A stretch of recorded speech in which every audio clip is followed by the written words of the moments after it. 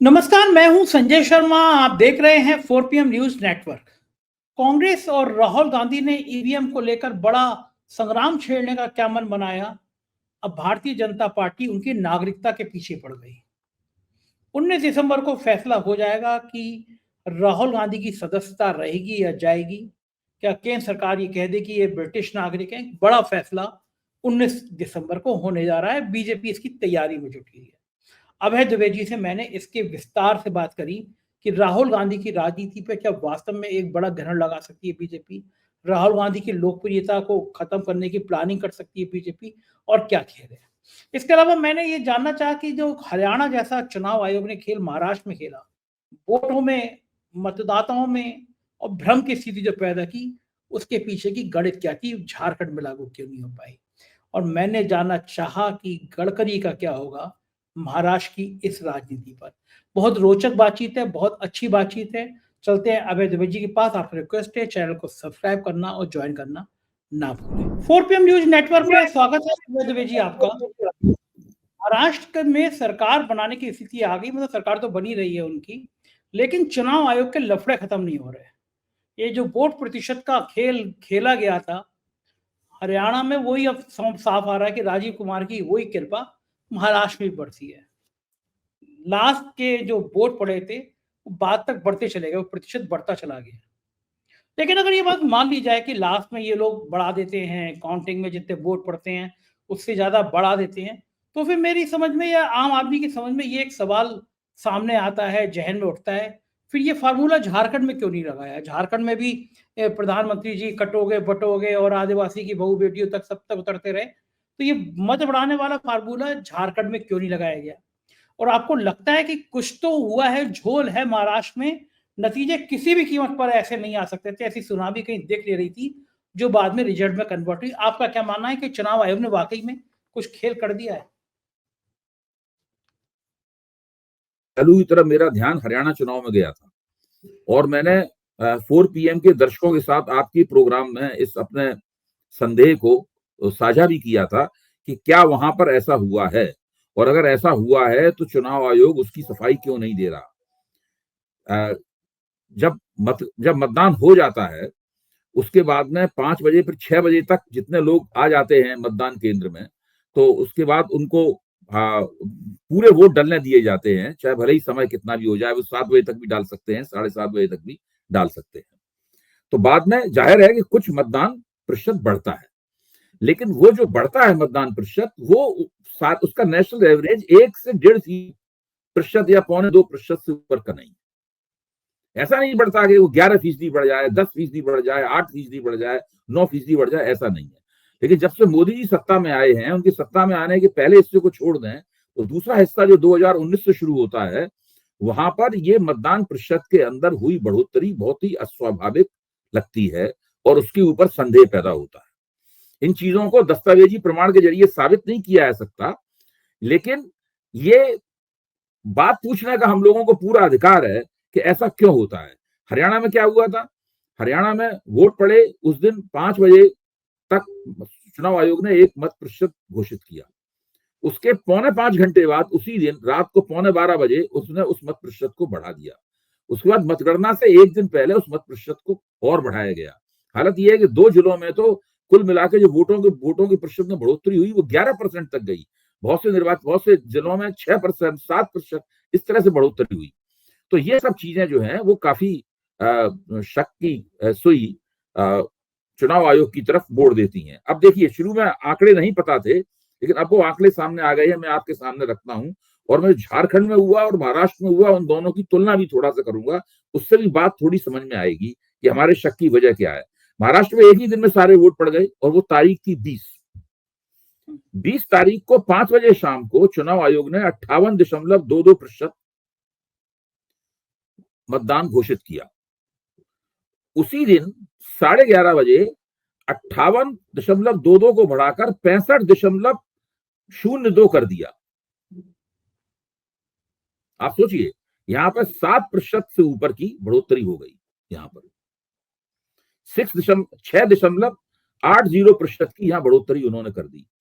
उसके बाद में तीसरी बार फिर मतदान प्रतिशत बढ़ाया गया मतगणना से पहले, और वो कुल मिलाकर मतदान प्रतिशत 66.05 कर दिया गया।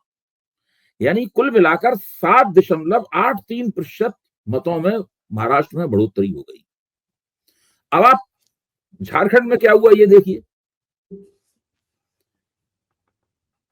झारखंड में 13 तारीख को पहला वोट पड़ा, 5 बजे घोषित किया गया कि 64.86% वोट पड़े। 11:30 बजे 66.48% कर दिया गया उसको, और 15 तारीख को फिर वो बढ़ाया गया तीसरी बार, 66.65 कर दिया गया। उसके बाद 20 तारीख को फिर वोट पड़े, 5 बजे 67.59% किया गया, और 11:30 बजे 68.45% किया गया। इन सबको अगर आप जोड़ें और इसका एवरेज निकालें तो कुल मिलाकर महाराष्ट्र में, झारखंड में 0.86% की बढ़ोतरी हुई नीचे दूसरे वाले दौर में। और दूसरे वाले दौर और पहले वाले दौर को अगर मिला के हम लोग आकलन करें तो झारखंड में कुल बढ़ोतरी 1.4% की रही मोटे तौर पर। अच्छा, अब आप देख सकते हैं कि जिस प्रदेश में चुनाव आयोग ने 1.4% की बढ़ोतरी की, जो कि इस तरह के मतदान प्रतिशत के ऊपर नीचे होने का कि राष्ट्रीय औसत के निकट राष्ट्रीय औसत के दायरे में आता है, वहां पर अब विपक्ष ने जीत हासिल की। और जहां पे वो राष्ट्रीय औसत को कई गुना ज्यादा पार कर जाता है, जहां 7.83% की बढ़ोतरी होती है, वहां पर सत्ताधारी दल को जबरदस्त फायदा होता है और सत्ताधारी दल की सुनामी आते हुए दिखाई पड़ती है। मैं ये नहीं कह रहा हूं कि केवल इसी आधार पर चुनाव की जीत हार का फैसला हुआ है। बहुत सारे कारक हैं और उन कारकों का मैं 4 PM के मंच पर विवेचना एक सीमा तक उनकी विवेचना कर भी चुका हूं। मैं जानना ये चाहता हूं कि ये मतदान प्रतिशत में ये बढ़ोतरी कैसे होती है और क्यों होती है बढ़ोतरी? 3 बार क्यों होती है भाई? 2 बार बढ़ोतरी क्यों करते हैं आप? आपने 5 बजे एक मतदान प्रतिशत घोषित किया, उसके बाद आपने देख लिया कि भाई 7 बजे तक कितने वोट और पड़ गए, आप उस मतदान प्रतिशत को जितना हो उसको बता दें। फिर तीसरी बार आप क्यों बढ़ाते हैं? 3 दिन बाद कहां से वोट आ जाते हैं बढ़ने के लिए? मतलब मेरा कहना यह है। फिर दूसरे एक फॉर्म है 17C, जिसके बारे में चर्चा करते करते मैं तो थक चुका हूं। उस 17C फॉर्म को आप कब देते हैं? जो पीठासीन अधिकारी, कानूनन पीठासीन अधिकारी को मतदान की कार्रवाई खत्म हो जाने के बाद, मतदान प्रक्रिया खत्म हो जाने के बाद में 17C फॉर्म जो है वो पार्टियों के जो वहां रिप्रेजेंटेटिव होते हैं, जो पोलिंग एजेंट होते हैं, उनको 17C फॉर्म देना चाहिए, अपने दस्तखत और मोहर लगा दे। ये कानून। वो कब देते हैं आप? 5 बजे देते हैं, रात को 11:30 बजे देते हैं, या 3 दिन बाद देते हैं? कब देते हैं आप फॉर्म? देते हैं कि नहीं देते हैं? एक तो ये पहलू हुआ। दूसरा पहलू यह है कि उन्होंने जो पोलिंग एजेंट थे उन्होंने मांगा कि नहीं मांगा? किसने मांगा? बीजेपी वालों को। बीजेपी वालों को भी चाहिए वो, तो बीजेपी वाले चुनाव हारते भी तो हैं बहुत सी जगहों पे, बहुत से निर्वाचन क्षेत्रों में। हाँ, तो बीजेपी वाले भी मांगते हैं, कांग्रेस भी मांगते हैं। मांगते हैं कि नहीं मांगते हैं, ये भी पता लगाने की जरूरत है। तो ये जो पूरी परिस्थिति है, ये इस पूरे मामले को काफी संदिग्ध कर देती है। यहां पर एक चीज ये भी देखनी चाहिए कि जब मतगणना होती है उस वक्त जो 17C में वोट लिखे हुए हैं, उन वोटों से कम निकलते हैं, ज्यादा निकलते हैं, उतने ही निकलते हैं वोट। असली चीज यही है। ये भी एक मसला है। इन तमाम मसलों पर गौर किया जाना चाहिए। बिना इन मसलों पर गौर किए हुए चुनावी प्रक्रिया को, जिसे आप फ्री एंड फेयर इलेक्शन कहते हैं, स्वतंत्र और निष्पक्ष चुनाव कहते हैं, वो स्थापित नहीं हो पाएगी बात। इसलिए मैं कहता हूं कि हर चुनाव संदेह के घेरे में रहेगा। विपक्ष जीते, भारतीय जनता पार्टी जीते, कोई भी जीते, हर चुनाव संदेह के घेरे में रहेगा। और धीरे धीरे परिस्थिति ऐसी बनेगी कि लोग, विपक्षी दल ईवीएम के खिलाफ विद्रोह कर देंगे। देखिए, बहुत ज्यादा वहां तक पहुंच चुका है मामला। बगावत का, जिसे पॉइंट ऑफ रिबेलियन कहते हैं ना, मतलब बगावत का मामला, ब्रेकिंग पॉइंट जिसको बोलते हैं, ब्रेकिंग पॉइंट, एक हॉलीवुड की मशहूर फिल्म है ना, ब्रेकिंग पॉइंट है। तो ब्रेकिंग पॉइंट तक मामला जो है वो पहुंच चुका है। राहुल गांधी ने अभी, खड़गे जी ने संविधान दिवस पे जो कहा है वो आपको ध्यान ही होगा। उन्होंने क्या कहा? उन्होंने कहा है राहुल गांधी ईवीएम के खिलाफ मुहिम चलाएंगे। अब वो मुहिम क्या होगी, कैसी होगी, बहिष्कार करेंगे, क्या करेंगे, ये तो आगे समझ में आएगा।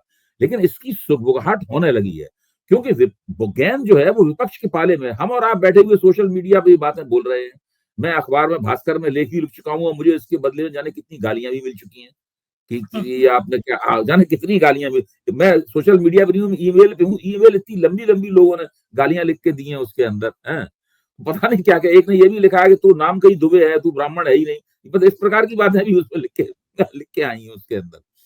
तो ये हालत है। ये गेंद न केवल हम लोगों के पाले में है बल्कि विपक्ष के पाले में भी है, न केवल चुनाव आयोग के पाले में है बल्कि विपक्ष के पाले में भी है कि भाई आप विपक्ष वाले कर क्या रहे हैं। देखिए, कांग्रेस को एक सुझाव दिया गया था, उनके दोस्तों ने और सलाहकारों ने सुझाव दिया था कि अपने जितने भी आपके पोलिंग एजेंट होंगे उनको आप ये हिदायत दीजिए कि वो सुनिश्चित करें कि मतदान प्रक्रिया के बाद 17C फॉर्म उन्हें मिले। सारी कानूनी प्रक्रियाओं को उसमें पीठासीन अधिकारी के दस्तखत हो, मोहर हो बाकायदा, और दूसरे पोलिंग एजेंट हैं उनके भी साइन हो उनके ऊपर, वो 17C फॉर्म आपको मिले। और जैसे ही आपको फॉर्म मिले उसको आप पब्लिक डोमेन में डाल दें, ठीक बात, ताकि जनता को पता चल जाए कि इस मतदान केंद्र पे आपको कितने वोट मिले, खत्म हो, इस मतदान केंद्र पे कुल कितने वोट पड़े। हाँ सही है, पूरे जिले की पोलिंग आ जाएगी। गड़बड़ होगी तो पकड़ जाएगी बात, और उससे आपको अदालत में जाने में भी सुविधा होगी, आपको मुकदमा लड़ना है, चुनावी याचिका दर्ज, सब चीज में सुविधा होगी आपकी।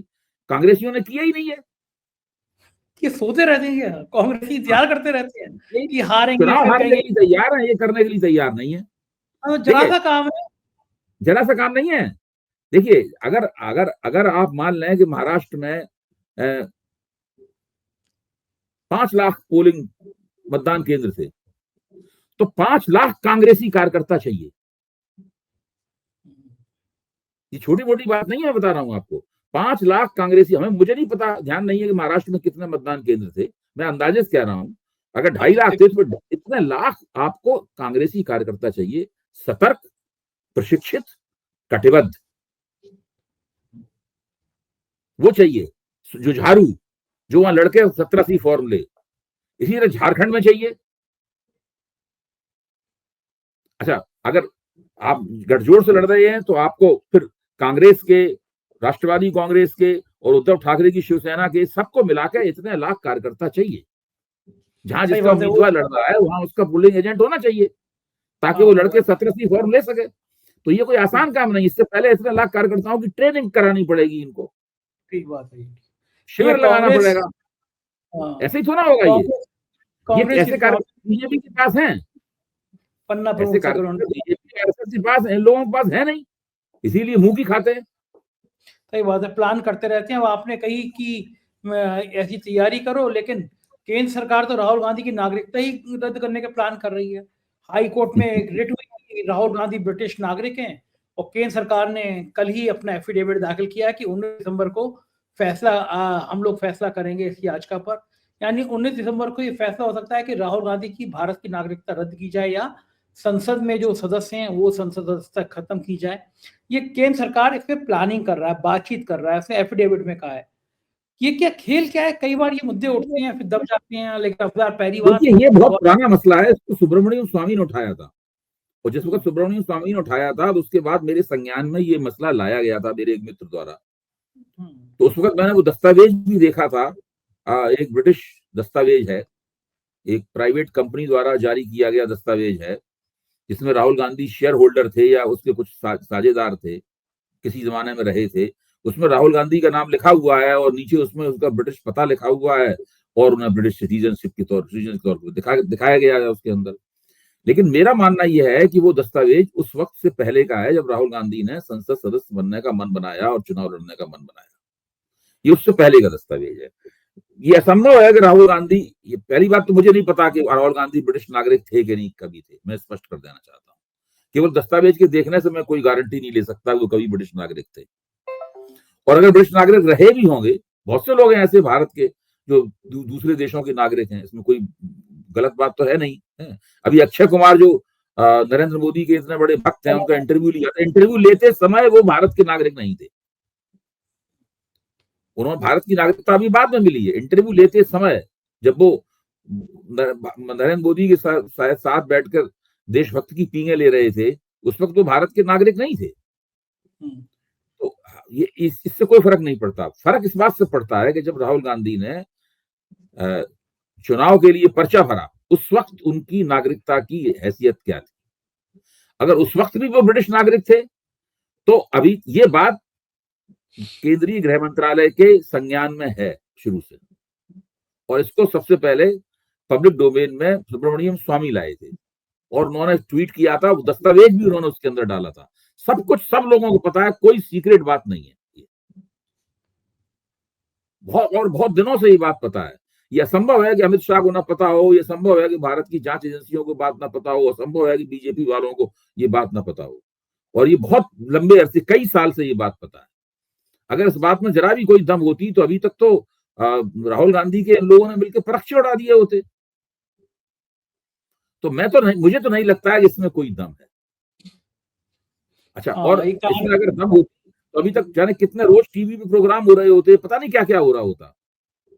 सही बात, बिल्कुल तो सही बात। ठीक है, किसी ने याचिका डाली है, उसके ऊपर याचिका डाली है तो एक बार अदालत इसको खारिज भी कर चुकी है। इस बार किसी और कानून के तहत कौन उसमें ऐसी बातों में दिमाग खपाए है, तो वो अब कौन इसमें दिमाग खपाए, कोई वकील हो दिमाग खपाए इसमें पहले कौन से कानून की तहत डाली थी, अब कौन से कानून की तहत डाली है। तो इस पर देखिए, मुझे नहीं लगता कि ये बहुत गंभीर मसला है।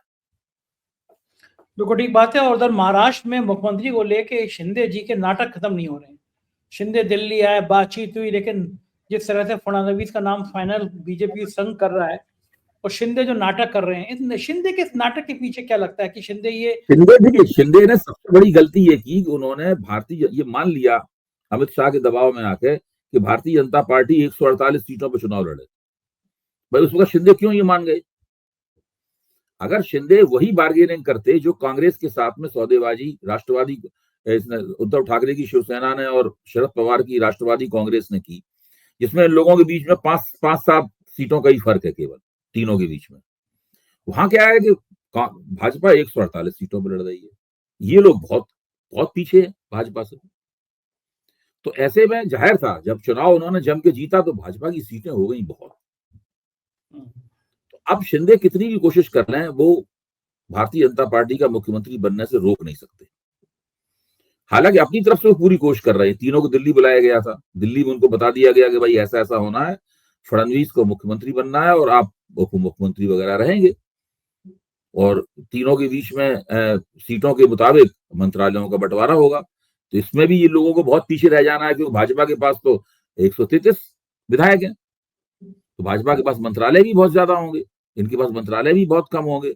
तो इस बात को लेके शिंदे को बर्दाश्त नहीं हुआ और शिंदे ने मुंबई लौट के फिर से पेशबंदी शुरू कर दी। उन्होंने पहला काम ये किया कि अजित पवार के विधायकों से संपर्क किया और उनको समझाने की कोशिश की कि भाई आप हमारा समर्थन कीजिए, हम दोनों मिलजुल के काम करेंगे, हमें मुख्यमंत्री बनना चाहिए, हमारे ही नेतृत्व में चुनाव लड़ा गया था, सारी योजनाएं हम ही ने बनाई हैं, सब जगह हमारा ही चेहरा था, मैं मराठा भी हूँ, और अगर मैं मुख्यमंत्री बना तो मैं बृहन मुंबई महानगर पालिका का जो चुनाव होगा उसको जीतने में हमें आसानी होगी, वगैरह वगैरह। इस प्रकार के बहुत सारे उन्होंने तर्क दिए। लेकिन मुझे लगता है कि ये अपनी लड़ाई तो उसी समय हार गए थे जब ये मान गए कि ये बहुत कम सीटों पर चुनाव लड़ेंगे और भाजपा बहुत ज्यादा सीटों पर चुनाव लड़ेगी। लेकिन दूसरे शिंदे ये भी जानते हैं कि इसके अंदर केवल महाराष्ट्र की सत्ता का ही सवाल नहीं है, केंद्र की सत्ता का भी मामला जुड़ा हुआ है। केंद्र में जो अगर शिंदे हटते हैं इस गठजोड़ से तो उसके साथ में 7 MP भी हट जाएंगे। या तो वो शिंदे को धोखा देंगे भाजपा में चले जाएं, या वो हट जाएंगे। अगर 7 के 7 MP भाजपा में चले जाएं तो उसको दल बदल भी नहीं माना जाएगा। तो ये आराम से हो सकता है 7 MP भाजपा में शामिल हो जाएं। लेकिन अभी तक ऐसा करने के लिए बहुत ज्यादा उथल पुथल होगी, बहुत उखाड़ पछाड़ करनी पड़ेगी, बड़ी बदनामियां होंगी इससे।